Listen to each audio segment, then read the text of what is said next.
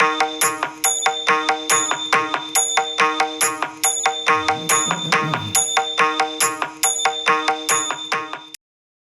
Friends, இன்றைய பதிவில் நந்தி பகவானை பற்றி நாம் பார்க்க போகிறோம். சிவபெருமானின் ஆலயத்திற்கு சென்றால் நுழைவாயிலேயே நம்மை வரவேற்பவர் நந்தி பகவான்.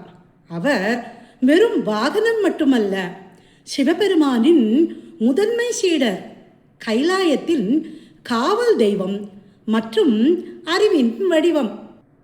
நந்தி பகவான் தர்ம தேவதை என்று அழைக்கப்படுகிறார். நந்தியின் 4 கால்களும் அறம், பொருள், இன்பம், வீடு பேறு ஆகிய 4 தர்மங்களை குறிக்கின்றன. தர்மம் எங்கே நிலைத்திருக்கிறதோ அங்கே இறைவன் எழுந்தருளுவார் என்பதை இது நமக்கு உணர்த்துகிறது. சிவாலயங்களில் நந்தி பகவானின் 2 கொம்புகளுக்கு இடையில் சிவபெருமானை தரிசிப்பதை ஸ்ருங்க தரிசனம் என்பார்கள். இது கோடி புண்ணியங்களை தரக்கூடியது. நந்தியின் அனுமதி பெற்றே நாம் சிவபெருமானை தரிசிக்க வேண்டும் என்பது ஐதீகம்.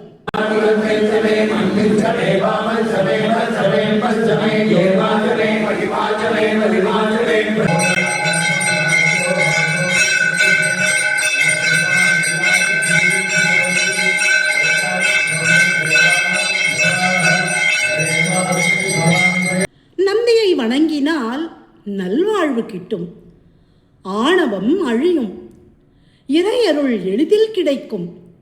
இந்த தகவல் உங்களுக்கு பிடித்திருந்தால் மறக்காமல் பகிருங்கள். ஓம் நம சிவாய.